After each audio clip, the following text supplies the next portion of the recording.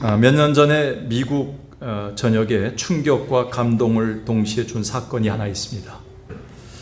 백인 여성 경찰관 앰버 가이거, 여기 이제 사진에 오른쪽에 보여지는데요. 왼쪽이죠, 여러분들.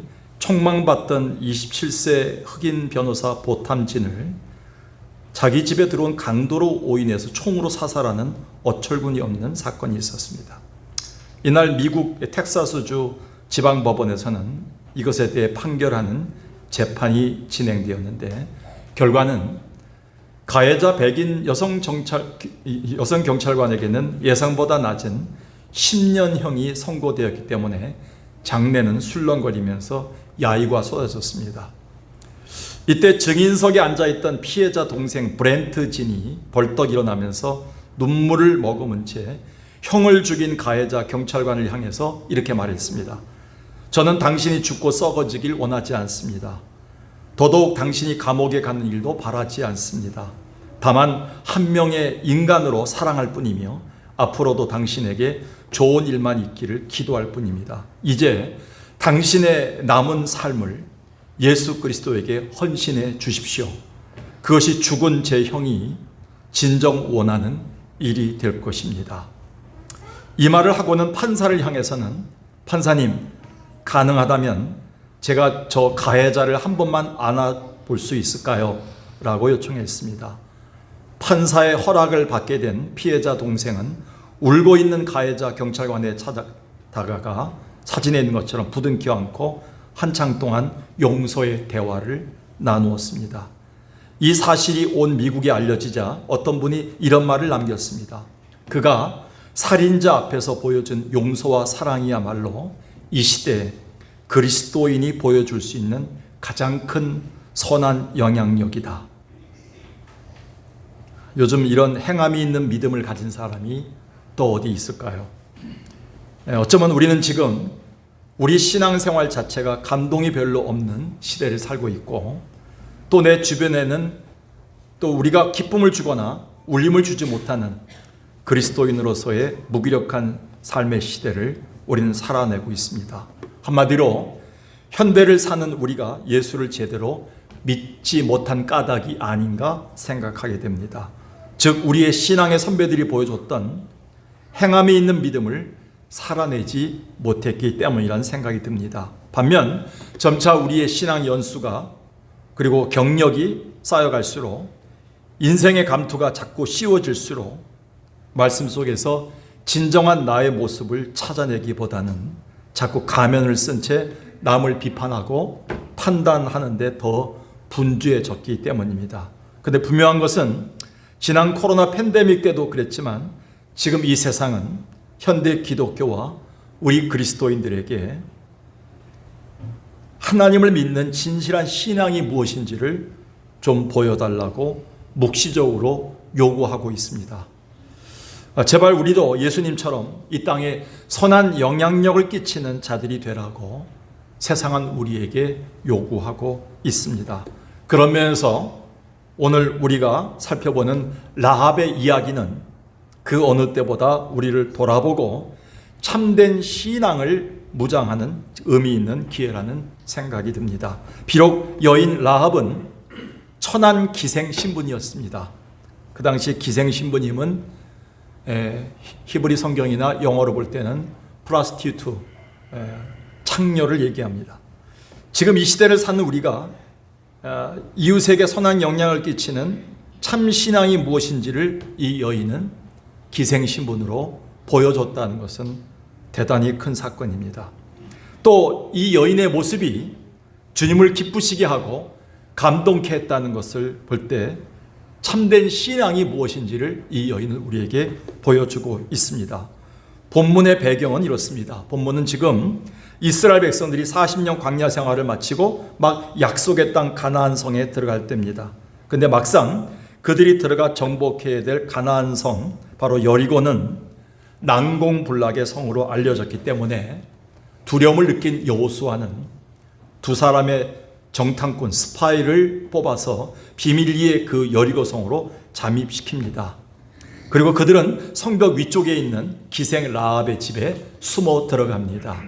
허나 이 소식이 여리고 왕에게 알려지게 되자 왕 그들을 잡기 위해 군사들을 동원해서 라합의 집을 보내게 됩니다. 이거야말로 위기 중의 위기라 할 수밖에 없습니다. 그런데 여기에서 라합의 신앙이 나타납니다. 거기에는 하나님에 대한 참 믿음으로 무장된 라합이 있었고, 결국엔 이 여인의 목숨을 건 신앙으로 말미암아 정탐꾼들은 무사히 진영으로 돌아가게 됩니다. 우리가 알다시피 이 이후에 여리고성이 함락될 때 라합과 그녀의 가족은 그녀의 신앙으로 인해서 구원의 은혜를 얻는 놀라운 열매를 얻습니다. 이 이야기는 성경 곳곳에 참된 믿음의 모범, 행함이 있는 모범을 가진 모범으로 이 여인이 기록되어 있으며, 라합은 영광스럽게도 예수님의 거룩한 족보에 귀속되어지는, 말도 안 되죠.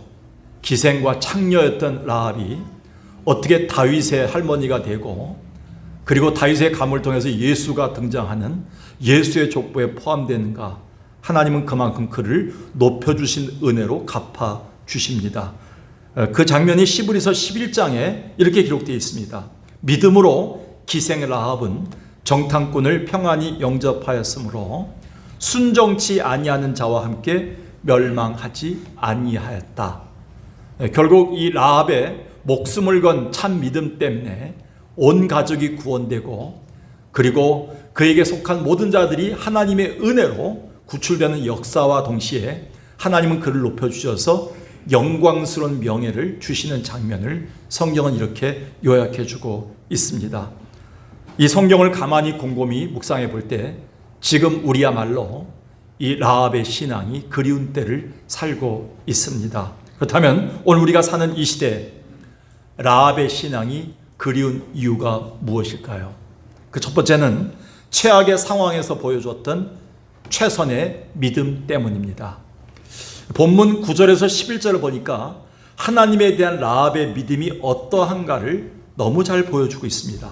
즉 라합은 분명히 이스라엘이 애굽에서 구출될 때부터 여리고성 앞에 이르기까지의 하나님이 어떻게 행하셔서 저들을 구원하셨는가, 어떻게 저 물을 건너게 하셨는가, 어떻게 그 적들을 무찌르고 여기까지 오게 하셨는가의 행적들을 이미 알고 믿고 있었습니다. 그녀가 들었던 모든 소문들이 마음속에 와서 믿음이 돼서 하나님을 믿고 하나님만이 나를, 우리 가족을 구원할 수 있다는 분명한 소망을 품고 있었다는 것이죠. 그게 바로 9절부터 11절 사이에 계속 나옵니다.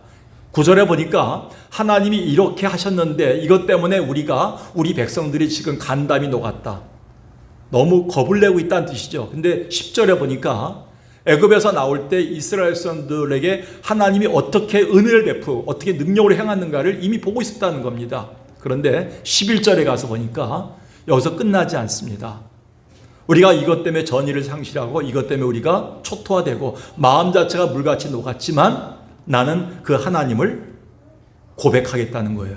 우리 가정을 구원하고 나를 구원하실 유일한 구세주로, 하늘과 땅에 한 번밖에 없는 구세주로 믿겠다는 겁니다. 이 고백을 하는 거예요. 한국말은 끝까지 들어봐야 됩니다. 요즘 너무 힘듭니다. 너무 몸도 아픕니다. 돈도 없습니다. 짜증납니다. 할 게 너무 많습니다. 아주 귀찮습니다. 그러나 이 모든 것을 해결해 주시는 하나님 한 분만을 믿고 승리하겠습니다. 이게 신앙 고백입니다. 근데 이 여인은 아무도 그렇게 하지 못하고 있는 여리고 백성들 앞에서 유일하게 당신들이 믿고 있는 하나님, 하늘과 땅에 유일하게 나와 가정을 구원하실 구세주다라고 고백하고 있는 거예요. 이 최악의 상황에서 이 여인이 가진 최선의 믿음 하나 때문에 그 가문에 속해 있는 7, 80명이 구원되는 역사를 이루게 됩니다. 특별히 9절에 보니까 여호와께서 이 땅을 너에게 주신 줄을 내가 안다. 하나님의 섭리와 주권에 대한 분명한 믿음입니다. 그리고 마지막 11절에 너희 하나님은 하늘에서도 땅에서도 모든 것을 주관하신 분이다. 옛날 성경에는 상천하지의 하나님이시다 이렇게 나와 있습니다. 그러니까 하늘과 땅에 유일하게 나를 구원하고 내 가정과 자녀를 구원할 사람은 하나님밖에 없습니다 라는 신앙 고백을 한 겁니다. 사실 그녀는 그 당시에 최악의 상황을 맞이하고 있었어요. 기생 라합이라는 비천한 환경은 결국은 몸을 팔다가 나중에 비참하게 불에 태워서 죽습니다. 얼마나 비참한 인생입니까?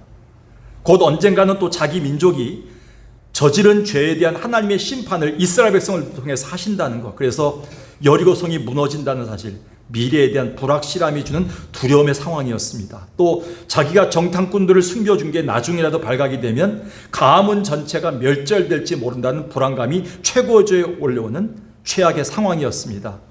이것은 여리고 백성들, 주민들도 마찬가지 상황이었습니다. 그래서 아까 11절에 백성들이 이스라엘 백성들에게 소문을 듣고 간담이 녹았다. 싸울 힘조차 없다. 이렇게 다 무너져 있는 겁니다. 그런데 여리고성에 존재하는 수많은 사람들 중에 아무도 그 상황을 듣고 회개하거나 우상을 버리고 하나님께 돌아온 사람은 아무도 없었어요. 근데 유일하게 라합 한 사람만은 최악의 상황에서 최선의 믿음을 건져 올립니다. 할렐루야. 우리가 주어진 최악의 상황 속에서도 최선의 믿음을 건져 올린 사람을 주님은 그 사람과 그의 가족을 구원하신다는 놀라운 진리가 여기 들어가 있다는 겁니다. 그러기에 그녀는 이스라엘의 정탐꾼인 하나님이 보내신 종들을 목숨 걸고 지켜줄 수 있었던 겁니다. 사실 이것은 코로나 사태 이후에 지금 우리에게 절실한 믿음이 아닐까요? 그동안 우리가 코로나 상황을 탓하고 정부를 탓하고 육신의 질병을 탓하면서 또 이 핑계 저 핑계로 경건의 훈련과 그리스도인으로서의 책임 있는 삶을 미뤄왔기 때문입니다. 이제는 우리가 비록 지금 우리가 겪는 상황이 어렵고 최악일지라도 최선의 믿음을 회복할 때가 됐기 때문에 그 수많은 말씀 중에 하나님은 전상일 목사를 통해서 이 말씀을 골라서 우리에게 주시는 것 같습니다. 재임 때보다 은퇴 후에 전 세계인들에게 존경받는 분이 있다면 저는 미국의 제39대 대통령이었던 지미 카터라고 생각합니다. 그는 담임했습니다. 근데 재임 시에 그는 독실한 그리스도인 대통령이었지만 그것 때문에 주일 성수를 해야 된다는 것 때문에 또 본교회인 시골교회 가서 주일학교 교사를 맡아야 된다는 것 때문에 많은 비난과 언론의 도마 위에 오르내렸고 언제나 그 옆에는 그의 말 한마디에 실수를 꼬투리 잡으려는 사람들과 그를 끌어내려는 정적들로 넘쳐나서 최악의 상황을 맞이했습니다. 그래서 미국의 역사가들이 평가할 때, 정계에서 평가할 때도 미국 대통령 중에 가장 무기력한 대통령이 누구였냐? 지미 카터라고 얘기했습니다. 그러함에도 지미 카터는 어느 날 미국의 정계와 학계 각층의 지도자들이 모인 공식 석상에서 이런 말을 했습니다. 나는 거듭난 그리스도입니다. 영어로는 born again Christian.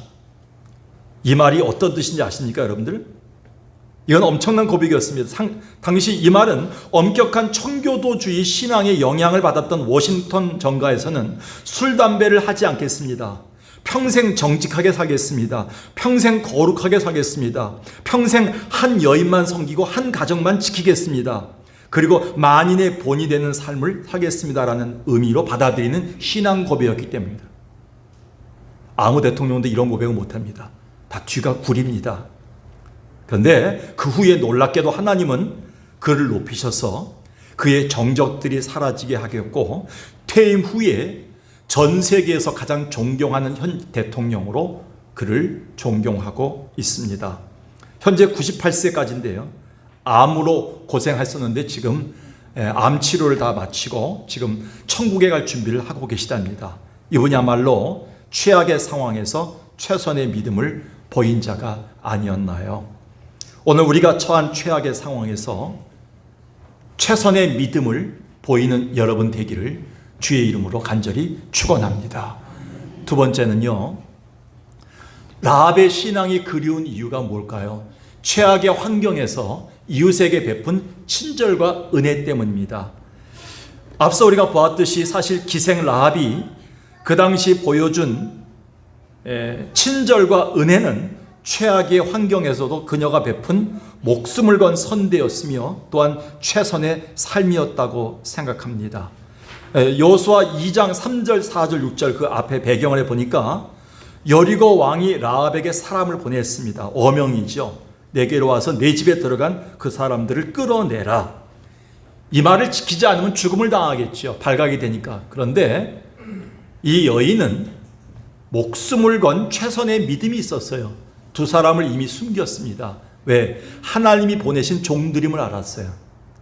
단순한 스파이가 아니라 하나님이 보내신 약속의 백성들임을 알았고, 하늘과 땅에 유일하게 계신 구원자이신 하나님이 보내신 종들임을 알고 두 종들을 6절을 보십시다. 지붕에 올라가서 그 삼대에다 숨겨놨습니다. 삼배 밑에다가 숨겨놔서 그들을 발각하지 못하게 했습니다. 즉 라합은 정탐꾼이 하나님이 보내신 종들임을 분명히 알았기 때문에 하나님에 대한 주권적인 믿음을 갖고 자기 목숨의 위태로움 앞에서도 끝까지 지켜준 것이고, 그 여리고성이 심판받는 날까지 그 비밀을 누설치 않고 간직했던 것입니다. 친절을 베풀고 은혜를 베풀었다, 이렇게 성경은 나옵니다. 사실 우리의 참된 형제와 교회 사랑이 뭐겠습니까? 여러분 묻습니다. 권사님들에게 묻습니다. 집사님들에게 묻습니다. 여러분 참된 교회를 사랑하고 참된 이웃을 사랑하고 목사를 사랑하고 옆에 있는 권사님을 사랑한다는 게 어떤 의미를 갖고 있습니까? 뭐 거창한 게 아닌 것 같습니다. 라합처럼 주님이 내게 보내신 자들을 끝까지 품어줄 수 있는 것, 하나님이 내게 보내신 내 가족들을 끝까지 품고 기도하고 사랑할 수 있는 것, 주님이 그걸 보신 것 같아요. 그게 hospitality다, 바로 친절이다, 이렇게 얘기합니다. 그리고 그들에 대해서 함부로 말하지 않고 그들의 비밀을 지켜줄 수 있는 것. 하나님은 라합을 통해서 우리에게 이 친절과 은혜 베품이 진짜 하나님이 원하시는 참 믿음임을 설명하고, 그런 자에게 하나님 반드시 보상해 줄 것을 말씀하고 있습니다. 참 신앙은 뭡니까? 최악의 환경에서 베푸는 친절과 은혜 아닐까요? 그래서 예수님은 이런 예를 들어서 한 최악의 상황을 맞이했던 한 여인, 그 여인에게 참 신앙의 본을 이렇게 교훈하고 있습니다. 마가복음 12장을 보겠습니다. 성경은 이렇게 기록합니다. 이 여인이 얼마나 힘들었으면 한 가난한 과부는, 가난하기도 한데 과부였습니다. 그 당시 2000년 전 전쟁에 나가서 또 질병으로 남편을 잃은 여인들은 먹고 살 길이 없었습니다. 물질이 약했습니다. 자식이 없습니다. 이 여인에게는 재산이라고는 2렙돈, 한 고란트. 2렙돈이 얼마입니까? 목욕탕 값이라고 얘기합니다. 사람들, 우리 어떤 학자들이 6,000원 정도 얘기합니다. 6,000원이 전 재산이었습니다. 이 여인은 최악의 상황이고 살 길이 없지요. 교회 봉사할 수도 없고 직분을 맡을 수도 없고 헌금할 수도 없고 내가 나가서 열심히 하겠습니다라고 고백할 수도 없는 변명거리가 많을 수 있는 여인입니다. 근데 43절 예수님께서 제자들을 불러다가 꼭 집어서 이 여인을 이렇게 칭찬해 줍니다. 내가 진실로 너에게 이르노니 이 가난한 과부는, 최악의 상황에 빠진 이 여인은 헌금함에 넣는 모든 사람보다 많이 넣었도다. 진짜 그랬을까요? 봉투를 보면 아마 옆에 있는 사람들이 냈던 돈들이 더 많았을 겁니다. 이 여인은 6,000원밖에 안 냈어요. 그런데 44절에 예수님이 이렇게 얘기합니다.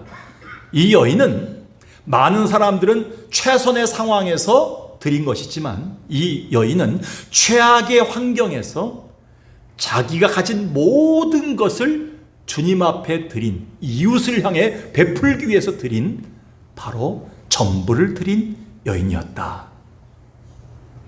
최악의 상황에서 최선으로 드린 친절과 이웃을 품는 은혜, 사랑,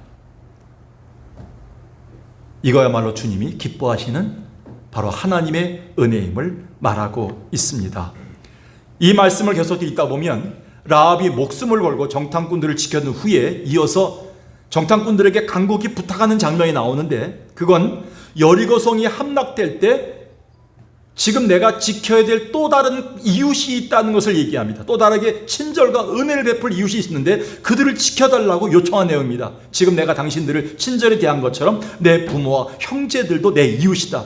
저들의 생명을 선대해달라고 요청합니다. 어쩌면 이것은 지금 자기에겐 최악의 환경일지라도 그녀의 또 다른 이웃인 가족과 권속의 구원을 위한 최선의 친절과 은혜를 베풀겠다는 소망을 말한 겁니다.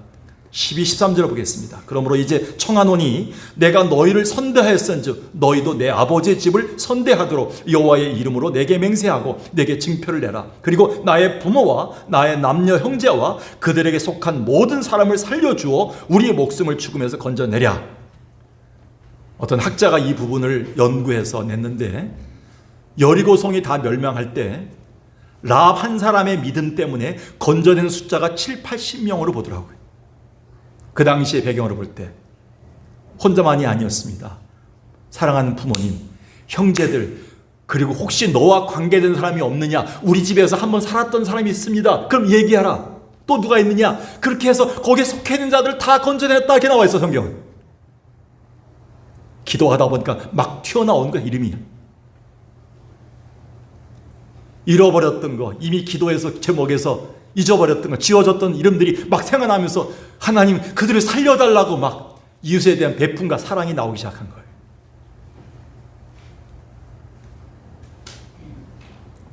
13절 보겠습니다. 계속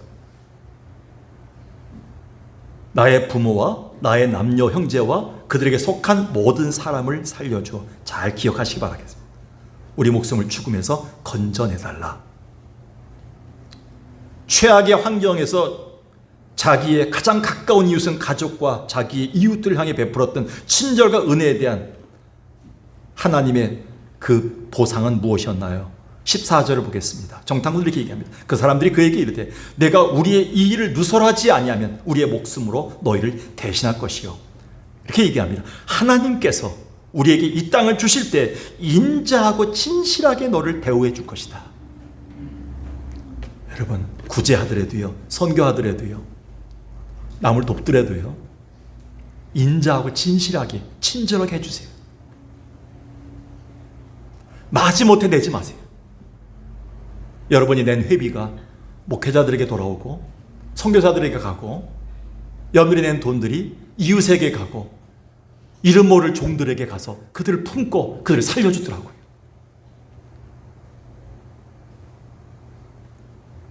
하나님은 헤아리시더라고요. 제가 필리핀 가보니까요, 권사님들이 콕콕 성도들이 헌금했던 돈들을 거기서 바꿔서 그들 성경금을 주는데 그거를 새겨놓고 기도하면서 그들이 쓰고 있는데 이런 생각이 들었어요. 하나님은 하나도 버리지 않고 다 헤어진다. 왜? 요한계시록 20장에 보니까 마지막 날 심판 때 우리가 오라갈 때 주님은 생명책을 열면서 우리가 행한 대로 갚아주신다 이렇게 나와 있어요. 어디까지가 진실인지 모르지만 어떤 분의 권사님의 간증을 우리가 얘기한 적이 있지요. 그분이 수술하다가 코마 상태로서 5분 정도 숨이 멈췄다 살아났는데 그분이 그 5분 동안에 천국을 체험했습니다. 그런데 천국 죽는 순간에 천사가 자기가 살 천국의 집으로 인도하는데 그 집에 들어가는 순간 빛이 나고 있는 하나에서는 뭐냐면 자기가 몇 년 전에 개척교회가 힘들 때 교회가 광고할 때 그때 힘들어서 돈이 없어 500만 원 정도 헌금해갖고 중고차를 사줬던 기억이 납니다. 봉고차. 근데 그 봉고차가 이렇게 보이더라는 거예요. 첫 순간에 천사가 그걸 기억하라는 거예요. 그가 5분 동안 잠깐 코마 상태에서 깨어나서 다시 나와서 이전하고 전혀 다른 삶을 살면서요, 하나님 앞에 최선의 삶을 사는 모습을 들은 적이 있습니다. 명심하십시오. 우리 주변에는 구원의 은혜를 누리지 못하여 죄 가운데 수고하고 무거운 짐을 진 자들이 너무 많습니다. 또 우리 주변에는 주님이 보내신 정탐꾼같이 돌봐주고 지켜줘야 하며 품어야 될 이웃들이 너무 많습니다. 이제 곧 지금 우리가 이 시대를 살면서 비록 최악의 환경일지라도 베풀어야 할 친절과 은혜가 아닐까요? 누군가 얘기했습니다. 힘들 때 베푸는 것이 바로 이웃사랑이고 어려울 때 하는 것이 바로 선교이다. 구세군 창설자 윌리엄 부스를 우리는 잘 압니다. 매년 12월 달이 되면 빨간 모자를 쓰고 종을 치면서 명동 거리에서 거리어구에서 이렇게 자선 낭비를 통해서 많은 돈을 구제를 받아서 전 세계 엄청난 지금까지 살면서 120년 역사에 가장 많은 구제를 했던 기관이 구세군입니다. 근데 구세군을 창설했던 윌리엄 부스가 1904년에 영국 국왕 에드워드 7세의 초청을 받아서 왕궁으로 갑니다. 윌리엄 부스가 영국 사회에 끼친 영향과 그의 자선 사업이 너무 컸기 때문입니다. 그날 영국 국왕은 그에게 이렇게 얘기했습니다. 내가 할 수 있는 일이면 무엇인지 도와주겠다. 소원이 무엇이냐? 그때 윌리엄 부스는 이런 말로 정중히 거절했습니다. 국왕폐하, 제가 바라는 것은 단 한 가지, 한 영혼이라도 더 많이 구원하는 곧 은혜를 베푸는 것뿐입니다. 그것만이 저의 야망이며 소원입니다. 하나님 결국 그를 통해서 100년 역사에 구세군이 지금 가장 많이 전도하고 가장 많이 선교하고 가장 많이 베푸는 그런 기관으로 축복해 주셨습니다. 하나님 그것을 헤아리신 것이죠. 사랑하는 여러분, 오늘 우리가 누구나 다 얘기합니다. 최악의 환경이다, 살아가기 힘들다 라고 얘기합니다. 그리스도인들은 거기서 끝나서는 안 됩니다. 이번 추석을 맞이해서 자녀들 앞에서 살기 힘들지, 어렵지, 힘들면 그만두지, 이렇게 거기서 끝나면 안 됩니다. 거기서 나가서 최악의 환경일지라도 내 이웃을 향한 최선의 친절과 은혜를 베푸는 자로 살아라. 이것이 여러분의 삶의 고백이 되길 주의 이름으로 간절히 축원합니다. 마지막으로요, 참 믿음이 가져온 놀라운 열매들 때문에 우리는 라합의 신앙이 그립습니다. 그런데 여러분, 이렇게 라합이 목숨 걸고 이웃을 선대하고 품었던 그 참된 믿음에 대한 놀라운 열매는 무언가요? 알다시피 그날 여리고성이 처참히 무너지는 날 라합의 집안 모든 사람들이 구원을 얻었습니다. 참 믿음이 가져온 놀라운 열매 아닐까요? 다시 한번 6장 22, 23, 25절 보겠습니다. 결과가 나와 있습니다. 여호수아가 그 땅을 정탐한 두 사람에게 이르되 그 기생의 집에 들어가 너희가 그 여인에게 맹세한 대로 그에게 속한 모든 것을 이끌어내라. 하나님의 마음이죠. 최악의 환경에서, 최악의 상황에서 친절과 은혜를 베풀고 최선의 믿음을 보였던 이 여인에게 대한 하나님의 놀라운 보상이죠. 이에 젊은이들이 들어가서 라합과 그의 부모와 그의 형제와 그에게 속한 모든 것 이끌어내고 또 그의 친족도 다 이끌어내어 그들을 이스라엘 진영 밖에 두고, 마지막 보겠습니다. 여호수아가 기생 라합과 그의 아버지의 가족과 그에 속한 모든 것을 살렸으므로 그가 오늘까지 이스라엘 중에 거주하였으니 이는 여호수아가 여리고를 정탐하려고 보낸 사자들을 숨겼음이니라. 여러분, 이 숨겼다는 게 쉽습니까? 이게 목숨을 건 순종이에요. 여러분, 남은 생애가 얼마나 많습니까? 여러분, 우리가 살아왔던 날보다 남은 생애가 더 적다는 것을 느낍니다. 주님이 보이신 것은 위대한 업적이 아닙니다. 주님이 여러분이 바라시는 것은 위대한 야망이 아닙니다. 하나님이 우리 가운데서 최악의 환경일지라도, 최악의 상황일지라도 거기서 보이는 놀라운 그 믿음과 친절과 은혜로 말미암아 받는 하나님의 열매들입니다. 그래서 예수님은 높이셔서 그 기생 라합을 어떻게 하셨습니까? 믿음의 모범의 대열에 올려놓지 않았습니까? 야고보서 2장 24, 26절 보겠습니다. 야고보가 이렇게 얘기합니다. 사람이 행함으로 의롭다 하심을 받는다. 이와 같이 기생 라합이 사자들을 접대하여 다른 길로 나가게 할 때 행함으로 의롭다 하심을 받은 것이 아니냐. 영혼 없는 몸이 죽은 것 같이 행함이 없는 믿음은 죽은 것이니라. 제가 코로나를 거치면서 느낀 게 있습니다. 그냥 행함이 없이 아멘 믿습니다, 할렐루야, 주여 주여 하는 분도 믿음이 있는 줄 알았어요. 근데 이제 코로나를 거치면서 제가요, 몇 년 지나면서요, 확고해졌어요. 행함이 없으면 가짜다.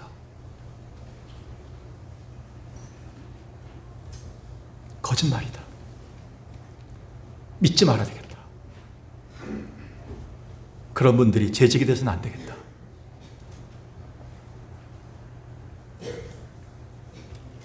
행함이 있는 믿음을 가진 자들이 하나님의 교회를 지키고 목회자를 지키고 성도를 지키고 이웃을 지키고 아시아를 지키고 세상을 지킬 수 있는 것이죠. 그런 자들이 교회를 지킬 수 있는 것이죠.